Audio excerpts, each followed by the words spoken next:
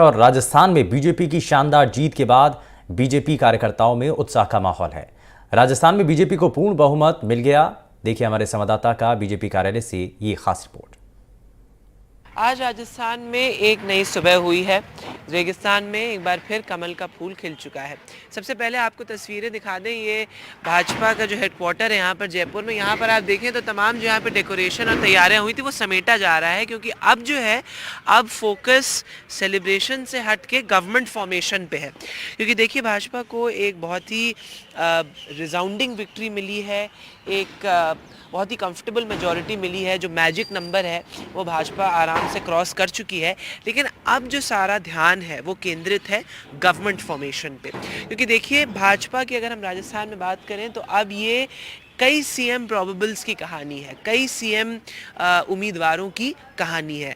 कई नाम सामने आ रहे हैं, चाहे वो वसुंधरा राजे हों जो 2 बार मुख्यमंत्री रह चुकी हैं राजस्थान की और राजस्थान की एक टॉल लीडर है, चाहे वो नाम हो बाबा बालकनाथ का जिनको कहा जा रहा है कि ये राजस्थान के योगी आदित्यनाथ हो सकते हैं, चाहे वो नाम हो दिया कुमारी का जो कि जयपुर की बेटी जिनको कहा जाता है, यहाँ से कुछ ही दूर उनका पैलेस, उनका महल भी है, चाहे वो गजेंद्र सिंह शेखावत हो, वो यूनियन मिनिस्टर जिन्होंने राजस्थान में कई जनसभाएं की, कई रैलियां की, कई पब्लिक मीटिंग्स की और कल रात तक वो यहाँ भाजपा हेडक्वार्टर्स में मौजूद थे।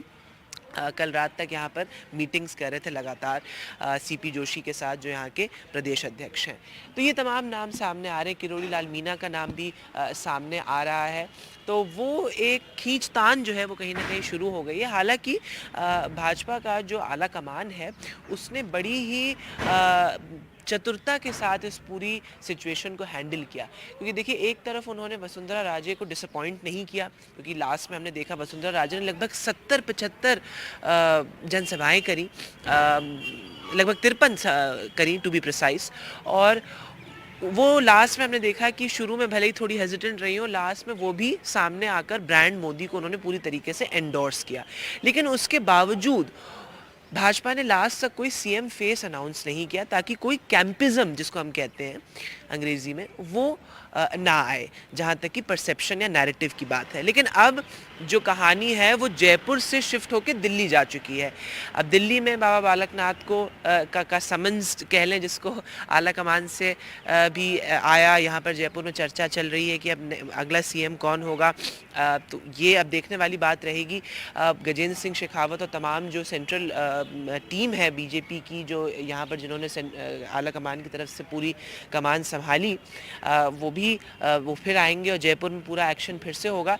लेकिन अब देखने वाली बात ये रहेगी कि किस तरीके से बीजेपी इसको नेविगेट करती है, क्योंकि अब तक ये जो सीएम फेस ना अनाउंस करने का गैम्बल था वो बीजेपी के फेवर में ही रहा। क्योंकि कई लोगों का ये कहना है, पॉलिटिकल पंडित्स का, कि जहाँ एक तरफ कांग्रेस की जो इनफाइटिंग थी वो कांग्रेस को ले डूबी, वहीं बीजेपी ने जो ये टाइट रोप वॉक करी है तमाम सीएम प्रोबेबल्स के बीच, वो बीजेपी के फेवर में काम कर गई। क्योंकि देखिए इससे कास्ट एरिथमेटिक भी बीजेपी का काफ़ी सही रहा, काफ़ी सुलझा हुआ रहा। क्योंकि देखिए कई पॉलिटिकल पंडित्स का ये कहना है कि भाई क्योंकि सचिन पायलट को साइडलाइन किया गया, इसी वजह से भाजपा ने ईस्टर्न राजस्थान में जो पूरी गुज्जर बेल्ट है वहाँ पर इनरोड्स भाजपा उसमें कामयाब रही, वहाँ पर काफ़ी उन्होंने अच्छा प्रदर्शन किया।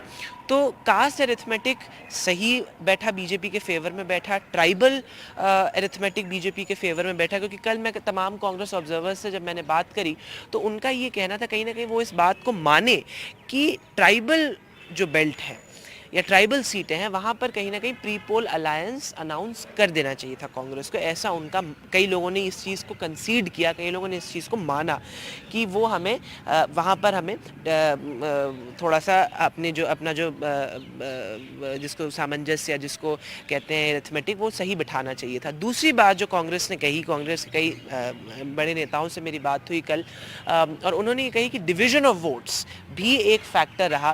क्योंकि देखिए कई ऐसे रेबल्स थे जिनको टिकट नहीं मिला और जो इंडिपेंडेंट्स की तरह जिन्होंने चुनाव लड़ा, तो उसकी वजह से जो वोट कटे वो भी एक बड़ा फैक्टर रहा। और कांग्रेस के जो एक सह प्रभारी हैं वीरेंद्र राठौड़, उन्होंने ये चीज़ कही कि हमें लास्ट में कहीं ना कहीं कुछ गलत फैसले हमने लिए जिस वजह से डिवीज़न ऑफ वोट्स भी हुआ। तो अब ये तमाम चर्चा का विषय है, लेकिन फोकस अभी यहाँ जयपुर में सिर्फ यही है, हर किसी के मन में यही सवाल है कि अगला मुख्यमंत्री कौन होगा।